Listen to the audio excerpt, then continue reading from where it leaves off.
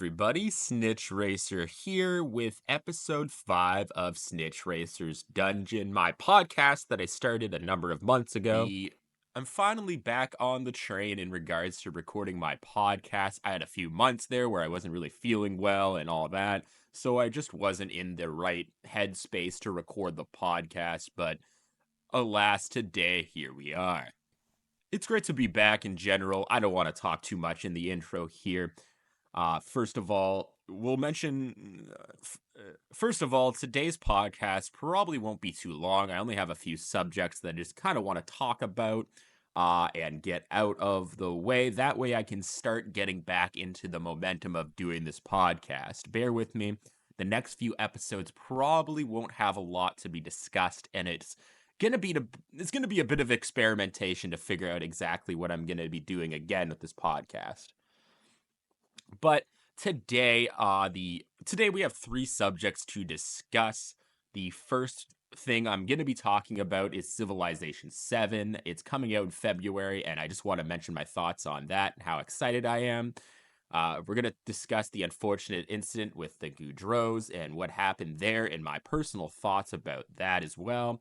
And the last subject today will be the downfall of the NHL games, mainly EA NHL games. I'll be discussing the downfall of that and maybe the future, if there even is a future. But anyways, welcome to episode 5 of SnitchRacer's Dungeon. Alright, so yes, Civilization 7 is coming out in February. The exact date is slipping my mind right now, but I am extremely excited about it.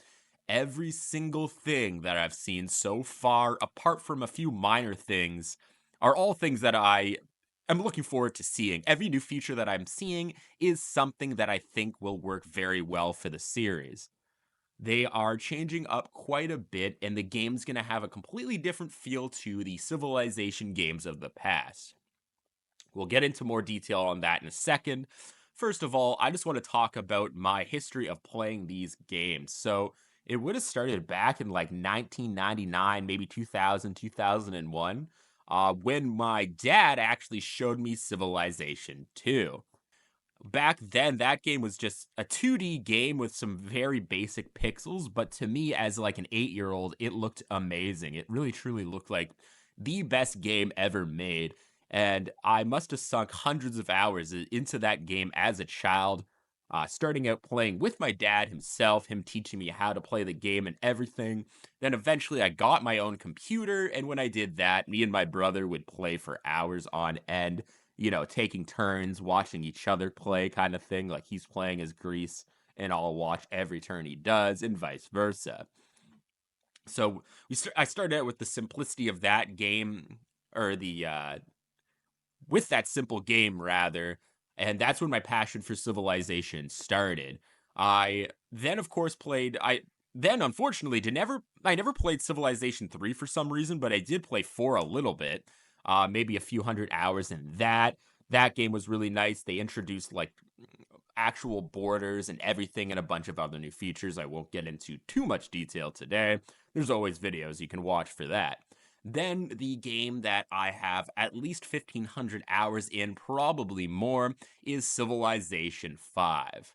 In fact, I still play that game on average about once a week with my other 2 friends, Garrett and Bryce. We have a multiplayer game going that we restart every single time we finish it. We've had a multiplayer game going for almost 2 years now, or maybe less than that. I don't know. It feels like 2 years in a good way.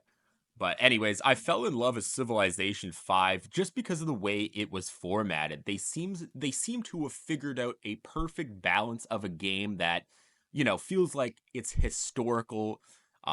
Maybe you can get immersed into being a certain civ, like you feel like you truly are the Romans. You have your own story. It has lots of stuff like that, and then in addition to that, it's perfectly balanced to have a lot of replayability, in the fact that the AI is just balanced really well. By that, I mean there isn't really any civs that are annoying to be or very bad. There's only maybe a couple. They managed to make every single civ fun to be. Even the ones that are a little worse aren't unplayable. They're just more difficult to be. More of a challenge type thing. there's just something about again, if you want more detail on 5 itself, definitely watch some videos online, but there's just something about the way that game feels, the art design, the amount of units you get, the amount of cities you get. There's something about that game that just feels perfectly balanced, and also to me feels like a digital board game, which is probably why it has such, so much replayability. I've been playing Civilization 5 on and off for what, 10 years probably by now, maybe more, 14 maybe. I've lost track of the time there.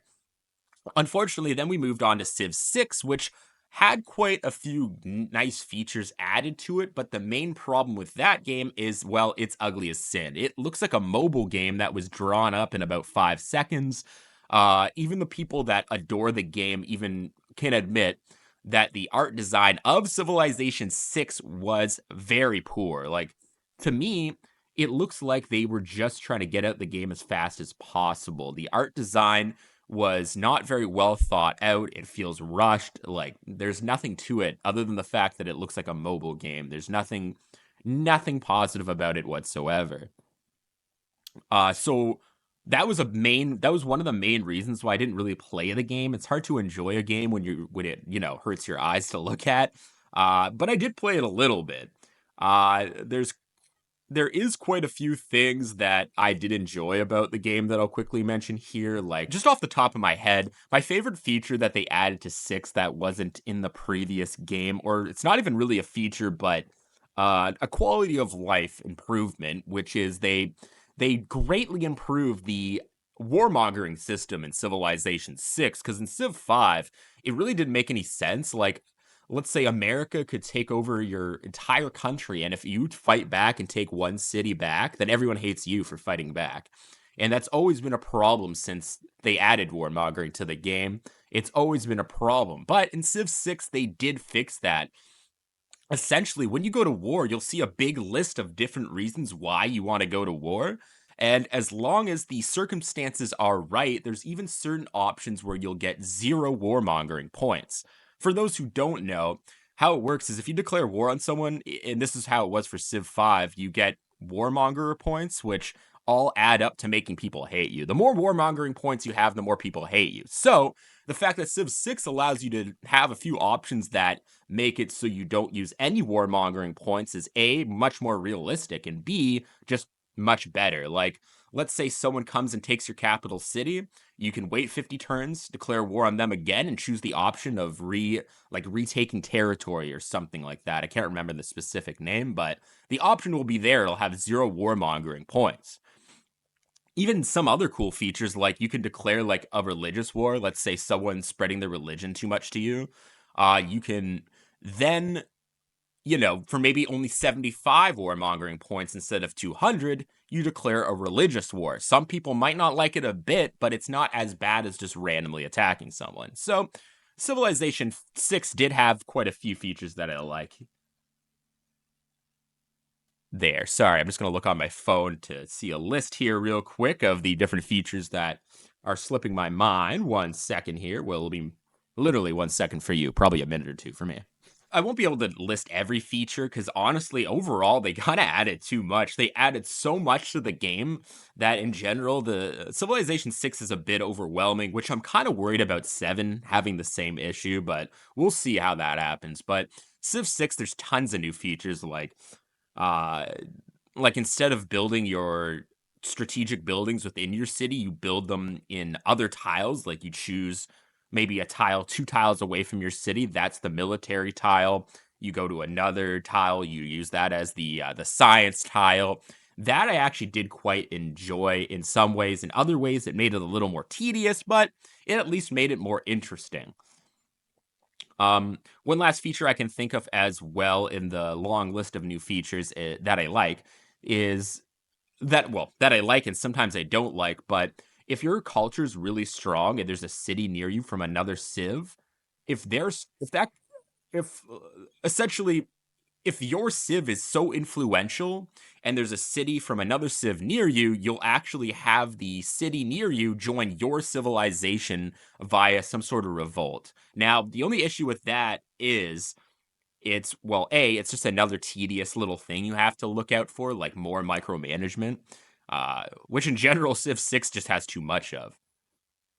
Either way, it's just a feature that I feel indifferent about. But enough about the past. I want to move on to the future here and talk about the Civilization 7 features that they're adding and why I'm so damn excited. So first of all, Civilization 7 has a completely different philosophy in regards to how being different civilizations works.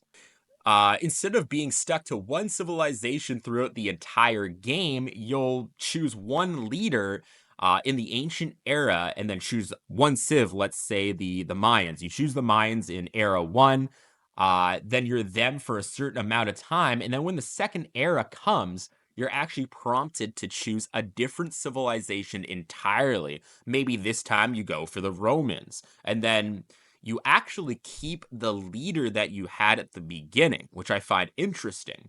The leader will stay when you go to the second era, and then once you're done the second era with that same leader, but now you're the Romans, a different civ, you get to the third era, and now you're going to be a more modern civ, maybe Italy, for example, who, by the way, have never been in, have weren't in the last two civ games, but we'll see if they'll end up adding them now. But either way, so you're in the third era. Now you are Italy with you're a modern civilization, but you still have the leader that you started with. Let's say you started with Ramses. I don't know. I don't know which leaders are being added yet. If you started as Ramses with Egypt at the very beginning, you're now at Ramses with America by the end, which apparently how this is going to work too is the era changes are going to happen at the same time. So let's say you have 7 other civs with you. All 7 of those civs will switch to a new one, which I'm quite excited about that in general. So they'll switch to a new one with you, which will keep things fresh. And honestly, in a weird way, that's kind of more realistic and more immersive. Because when you think about it, with the way history works in real life, there's essentially no civilizations from the ancient times left. They all changed into something else. Like the Romans became the Holy Roman Empire, and then they broke up into a bunch of countries like Germany and Italy, and I don't know, a bunch of other countries. I'm not a historian. So with Civilization 7 allowing you to basically do what happens in real life, this is great for players like me that play the game to be immersed. Like, I play the game for the story, not for the strategic elements kind of thing. The fact that it's a strategic turn-based game is more of like a bonus feature, on top of the fact that I like being a historic civilization sort of thing. The different eras thing feature there, I can already see how it's dividing people's opinions. It's about 50-50 on whether people like it or not. A lot of people just want Civilization 7 to be literally Civilization 5. But alas, we'll talk about that at the end of the video. I'm going to talk about why it's good that they're changing all these features. Most importantly, though, I want to move on to some of the other features that we have here. So let me check my list of features.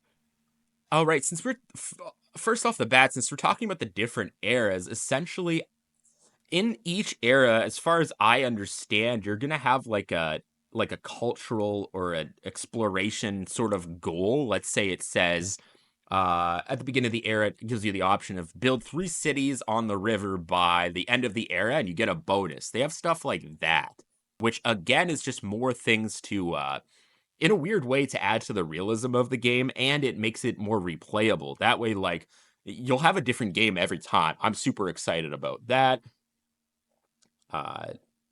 These will apparently end with, like, crisis events. I'm not exactly sure what that means yet. We'll see what that is. It does sound pretty cool. In regards to the founding cities, I believe, other than your capital city, the way it works is you actually found a town first that has no name, and that town can turn into a number of different things. I believe it can even just turn into a fort, and it could just turn into a fort, maybe like, a military base. Maybe it's just a mining town, maybe just a farming town. It could be something as simple as that has no actual, official city name or anything like that. But eventually, those towns can grow into cities and join your empire officially. Again, this is just another feature that makes it feel more realistic. I know this is another thing people are complaining about because it will make everything just a little more tedious. But again, this is great for someone like me who thinks it's more realistic because a lot of famous cities now started out as tiny towns for hundreds of years and then became a famous city. So to me, this is great. Obviously, I mean, I just said at the beginning how much I'm excited. And then on the subject of towns or cities rather, uh the way that expanding your city works, again, similar to 6, instead of, building within the city, you actually build on tiles outside of the city. So when it's time for your city to expand, you actually annex a tile next to you and then start building on top of that with a bunch of buildings. Again, the details, I'm not exactly completely sure on the details of everything here, but it's similar to city skylines where you have a certain level, then the more you expand your city's like level, the more land you can get, which I absolutely love. I'm a huge city skylines fan. So to have almost like a city building element built into the actual civilization game is a dream come true. It really is. I'm excited about that. I do have some concerns. Uh, Again, with it being too tedious, I hope it's not too time consuming doing it like that. And I hope that, it's not too easy to attack those spots because obviously, if someone declares war on you, they can now burn down those tiles without actually attacking your city. So that I'm concerned about being a bit of a pain in the ass to defend, but we'll see. We'll see. Oh, and then one of the other things that I'm the most excited about is after 10, 15 years of Civilization fans begging for this feature, we now have navigatable rivers. I can't talk. Rivers that you can navigate, right? I don't know why I can't say that word. So essentially, before in the first 6 Civilization games, you couldn't even go on rivers with a boat at all, which I found very strange. You could cross the rivers, use bridges to go over rivers, obviously, but I did always find it strange that they've just never added a feature of having rivers be navigable. I can't say that word. You can navigate rivers. I'll never understand why they never had that feature before, so it's great to have it now. It's gonna change the game completely. Because before, you were only allowed to have boats and seafaring vessels on the ocean, which was nice, but it always made the game feel limited. On the river, you can, with rivers and stuff, like let's say you have a bunch of rivers near your city. Now you have to actually worry about people attacking from the river, which is a thing that people have had to worry about in real life for thousands and thousands of years. So you'll have to worry about defending rivers. You can also do awesome attacks from the rivers. You can probably do trade routes on the rivers. It's just really cool to see. Again, adding to the realism as well, because yeah, it just made no freaking sense that they didn't have navigable rivers before. Just a few things to list at the end here before I talk about this too much, but apparently influence can be gained by diplomacy. Essentially, like you'll have different influence over different civilizations based on diplomatic actions you can take. And I believe it's even like things you say, like the game might pop up being like, blah, blah, blah is doing this. Do you want to say this or that? It's kind of something like that. I'm not sure. Also, barbarians are replaced with independent powers. So they essentially act like one little town might just be near your civ. They may or may not be hostile, so it's kind of random. You could have 2 cities beside you and have one that's hostile and one that's not. They may even attack each other. So barbarians are essentially not in the game for the first time, well, ever, which is weird. I'm not sure how I feel about that. That's the one feature that I'm a little concerned about, but we'll see.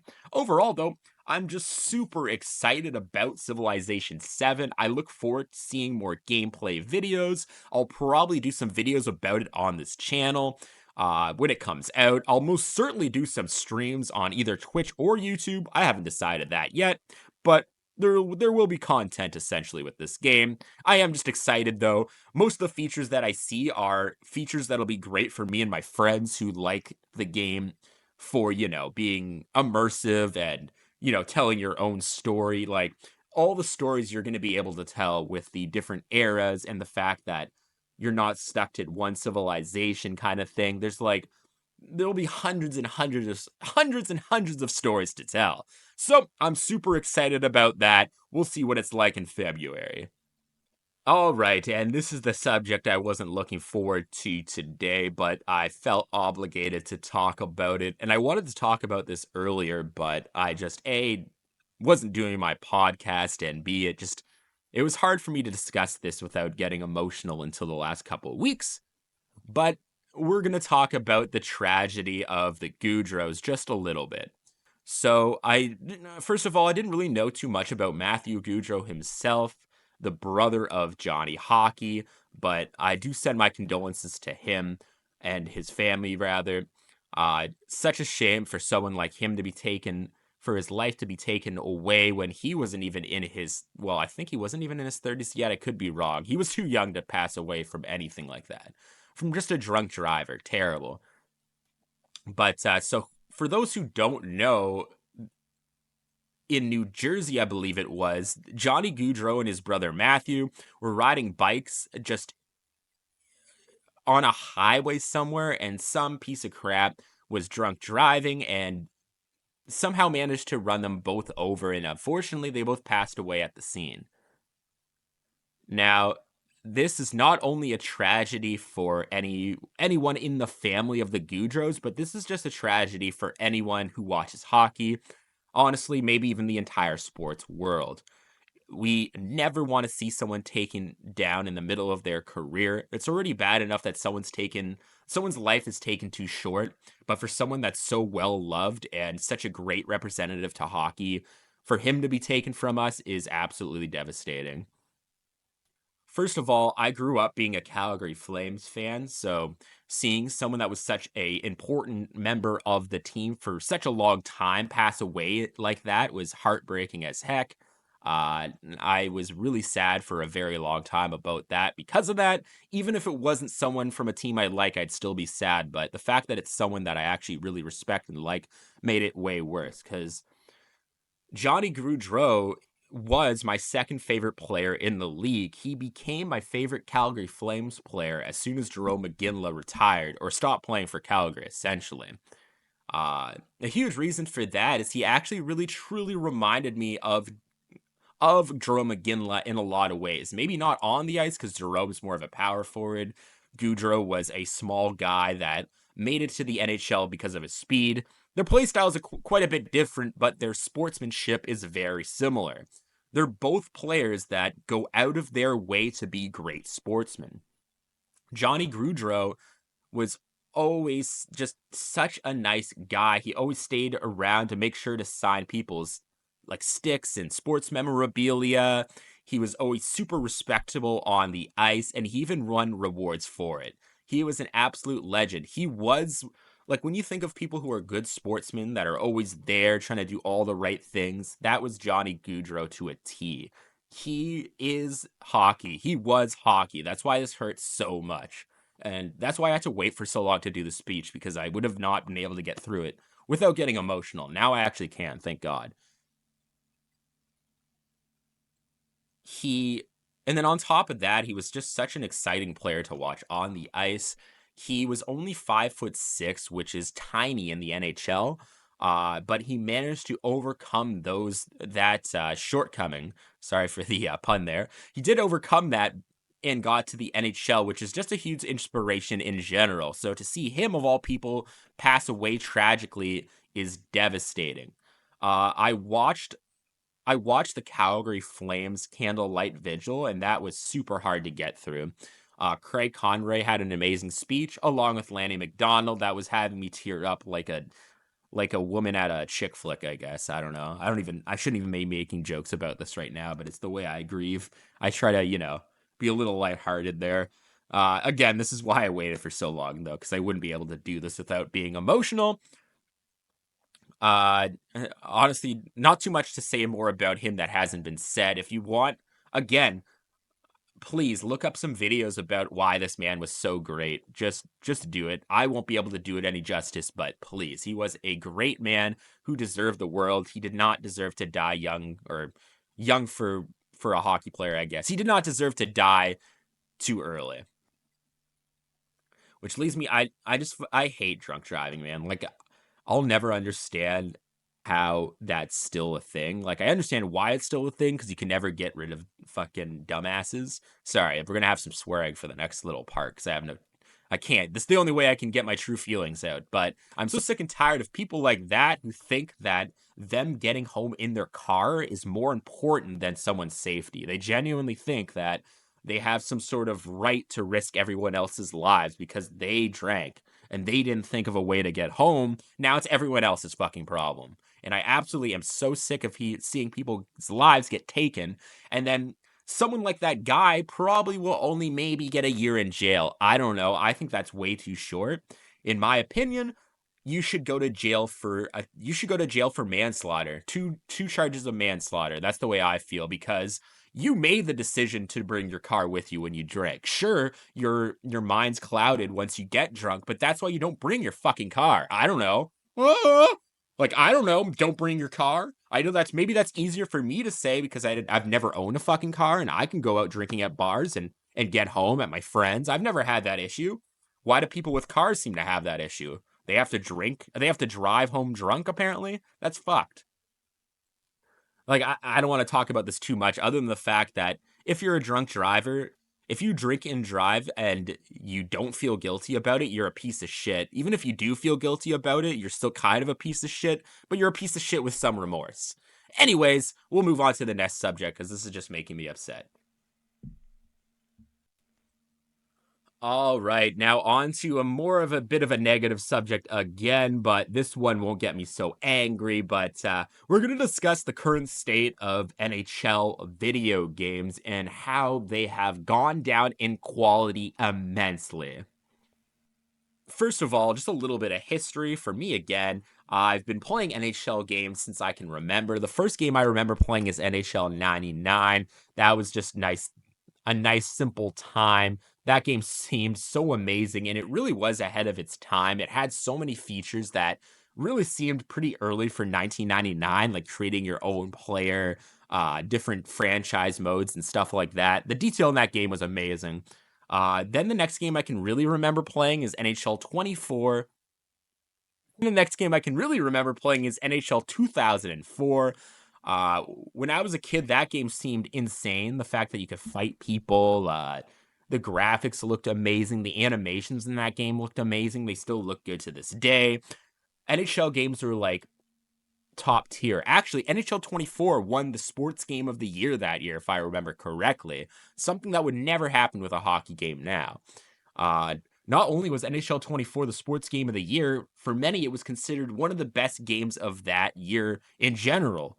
There was lots of great games that came out that year too, but people listed NHL 24 as one of the best amongst those greats. Then I played a lot of NHL 2K5 as well. That is a great game. This was still back in the era where EA Sports had competition. So 2K and a bunch of other companies were making games at the same time. 2K5 actually only sold for $20 US originally at the same time that NHL 2005 sold for $60.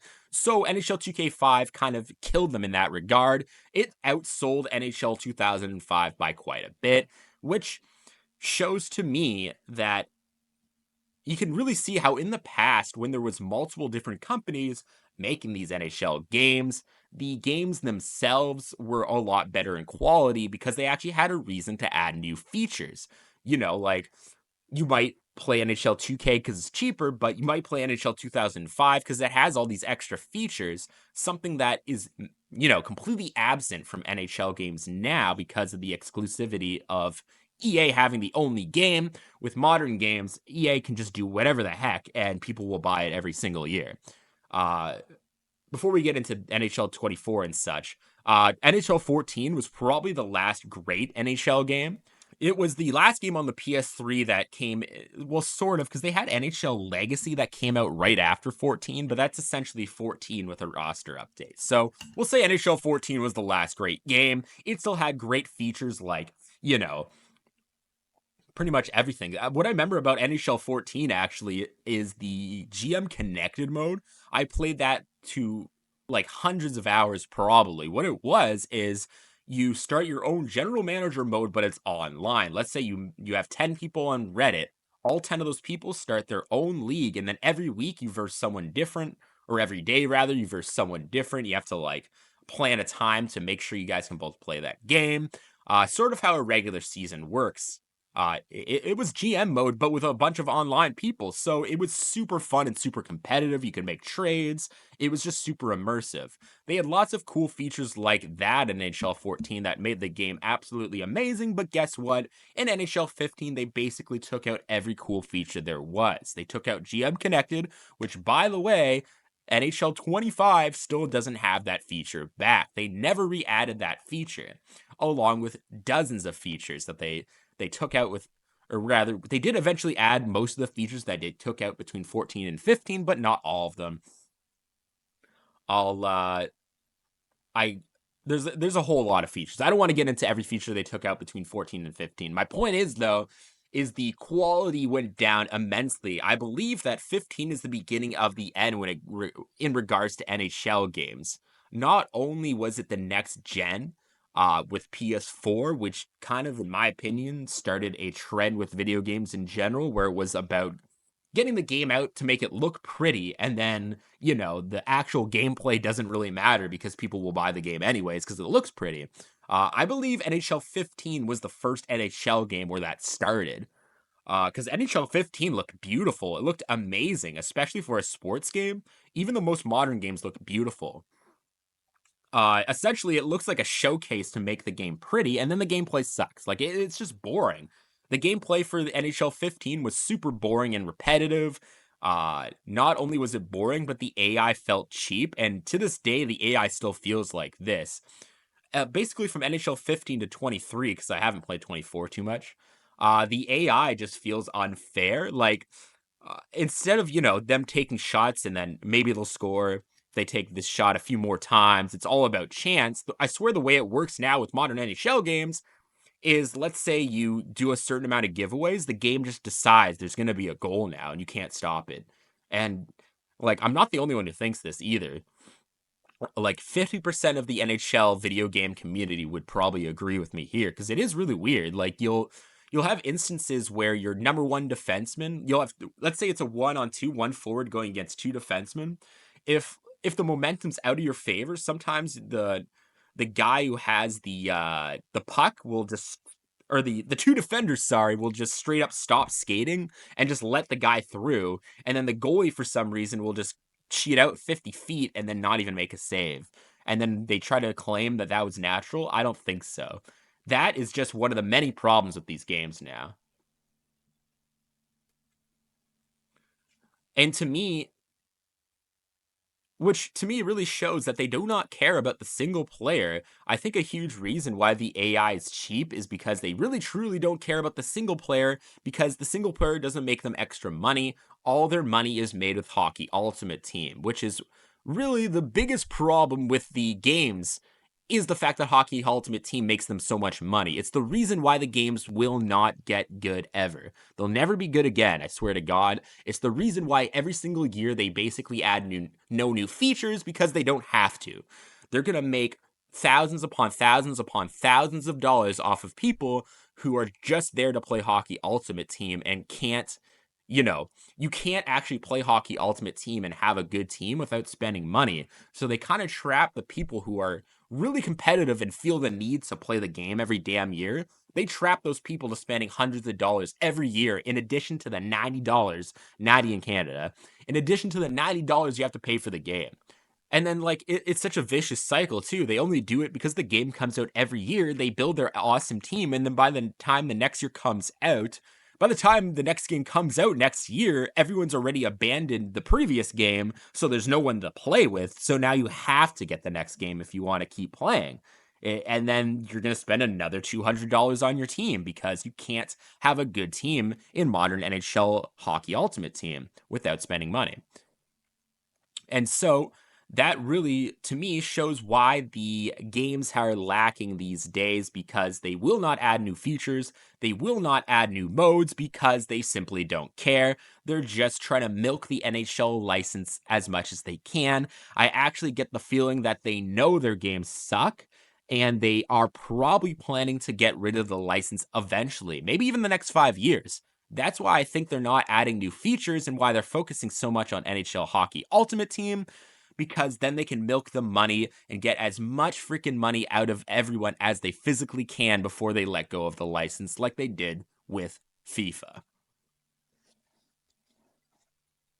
And because straight up, man, the games get worse every year. They, instead of adding, like, they'll add new features, sure, but they also completely get rid of all kinds of features all the time. The funny thing is, what NHL likes to do is, like, let's say NHL 20, for some reason they take away the glass breaking, like the boards, that glass above the boards doesn't break anymore. Then in NHL 24, they'll add it back, and they'll use it for all their ads, being like, we just added the glass breaking, even though it's been a feature 17 times, but here it is. Now buy our game, please. They do that every year with new features, but so for reasons, I'm just gonna list a few reasons why the games are are are getting worse. Like I said, the AI just feels lame. It almost feels scripted, and this can be positive or negative. Like, let's say my team is really good and the other team isn't that good. It feels like I don't even have to try. It feels like my team's essentially going to score for me. Like, I just have to take a few shots and I'll win. Which to me, just, if you're playing single player, there's no wonder if you're going to win or lose. You pretty much know if you're going to win or lose a game within the first 5 minutes, which makes playing single player extraordinarily boring, which kind of sucks because I love single player more than multiplayer. And yeah, like I said, this makes it so now there's less and less single player features. For example, NHL Be a Pro, a mode that I adored. They took out the ability, or they took out the feature of you being able to start in the OHL or the CHL. You only get to start right away in the NHL. And the way it works is you can start out in the Memorial Cup and play that. So you get 4 games before you're drafted. Now, there's 2 problems with that. One, you're automatically going to get first overall. I even tried testing this. I just played like an idiot for the Memorial Cup, just straight up didn't score or do anything. I took as many penalties as possible. Still went first overall. So the problem with that is then there's only one team. Like, let's say NHL 23, New Jersey picks first overall. That means every person that plays Be a Pro mode starts out on New Jersey. Every single person. I don't even have to describe why that's lame.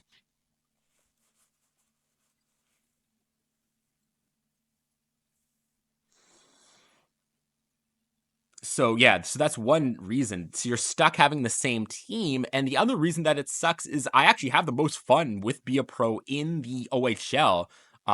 It makes, like, you play a year or two in the OHL, and you really had to earn it back then. Like, I had times where I went like 25th overall because I wasn't playing that well, which adds variety to who I am and adds immersion to the game.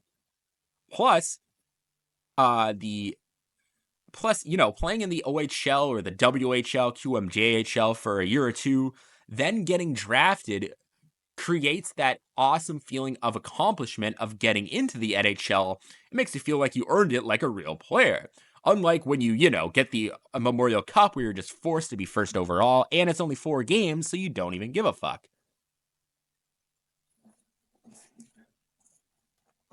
And so there's many other features I could complain about.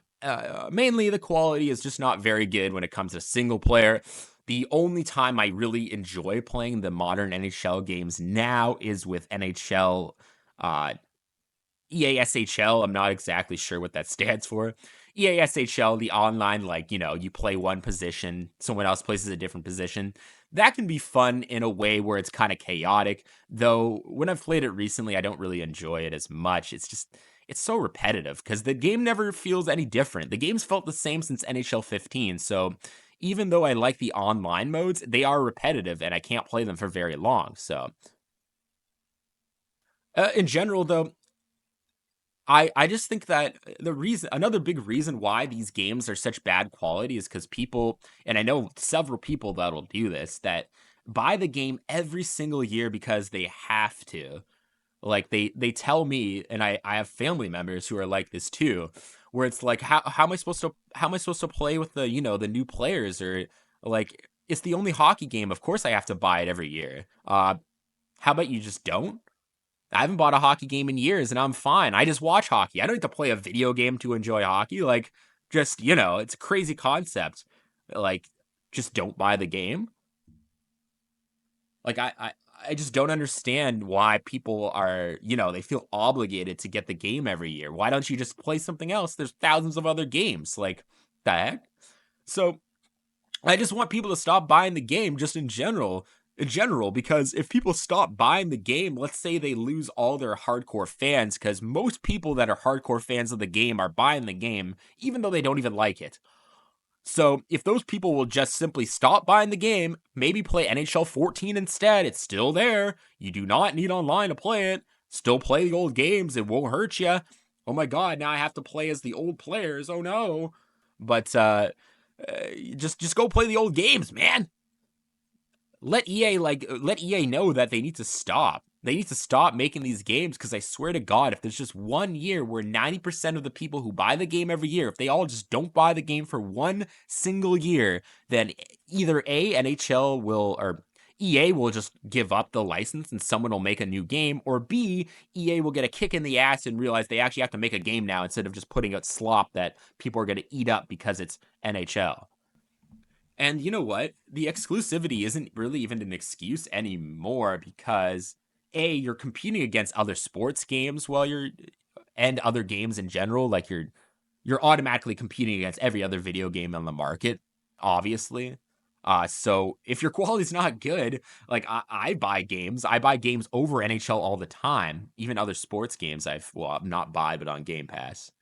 My point is, though, is that the exclusivity shouldn't really even be an excuse, because there's games like MLB The Show, which is fantastic in quality. That game is amazing, honestly. The MLB The Show games that I've played are fantastic, and they have amazing graphics. It's crazy how you can have beautiful graphics in a good game.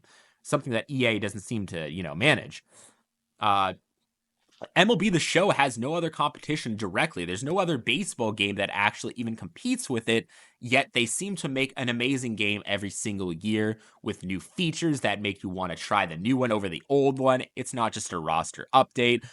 EA has no excuses. MLB The Show is made by a company that's half their size, maybe a tenth of their size too.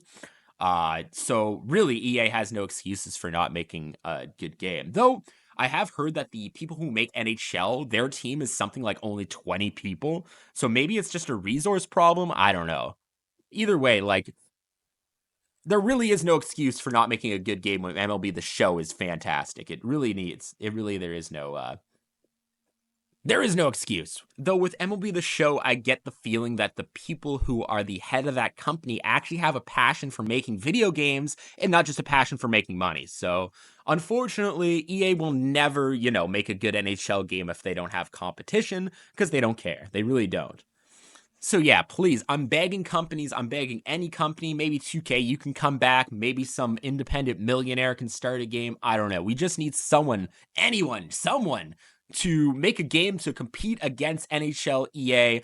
Please, I'm begging you. We need good games, because if no one ever makes a different game, because if no one ever makes a new hockey game that isn't EA, we're kind of screwed and we'll never have a good NHL game again.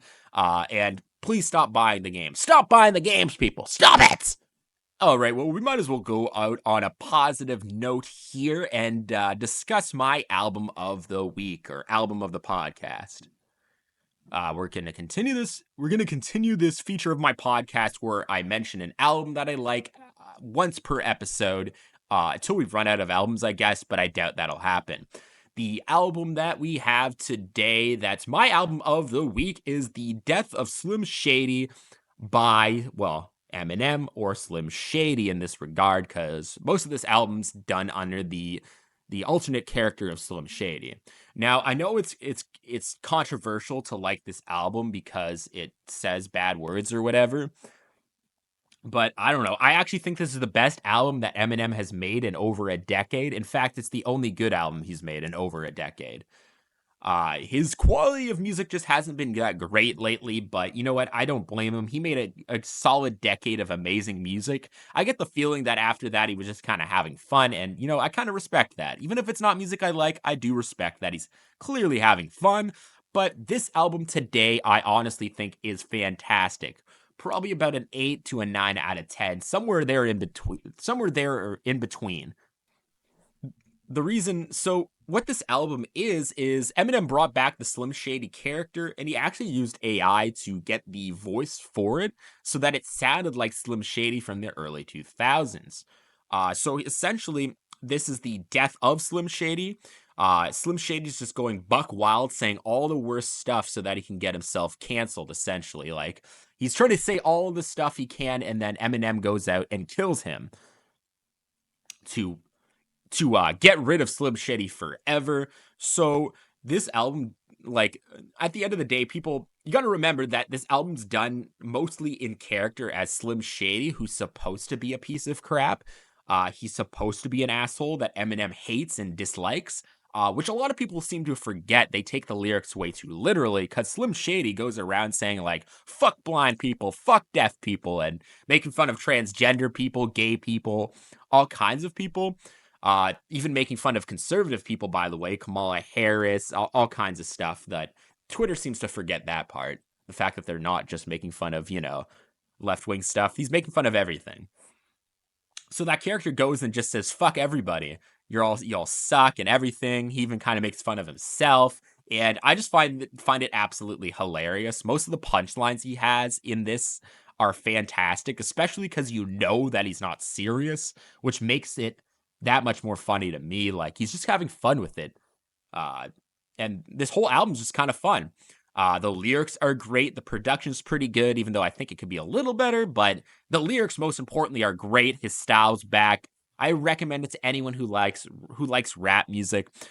Even to people that aren't that fond of hip hop music, I'd recommend this too, because it's not too hardcore or anything. It's just a fantastic album. Very happy and excited about it. Let me mention my favorite songs here.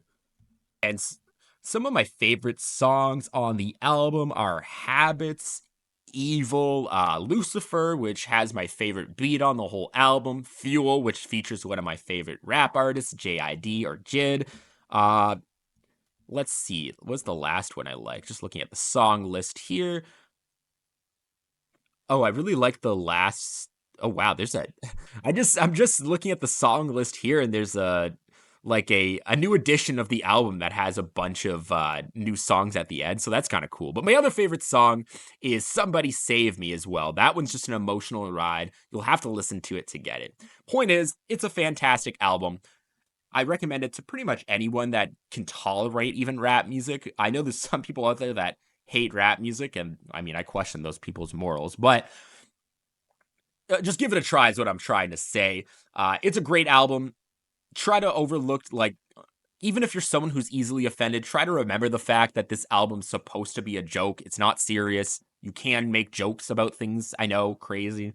But point is, just listen to this album. Maybe just listen to this album. It's a great album. 8 to 9 out of 10. You won't regret it. It's a fun time. You'll have a few good laughs. It's a great album. And all right, that's going to do it for today's podcast. I hope everyone has a great day. We covered a couple of subjects that I've been wanting to talk about for a while, which is the NHL getting worse and Civilization 7, along with the subject that I really wasn't looking forward to talking about with Johnny Gaudreau, but we did get through it. Hope you guys enjoyed the podcast, and let me know if there's any subjects you'd like me to cover. I will be trying to make the next one a little bit longer and a bit more interesting. We'll do a lot more research to get better subjects for next time. Even though I don't mind these ones, there's not too much detail I can go into. But everybody have a great day, and that's going to do it for today's podcast.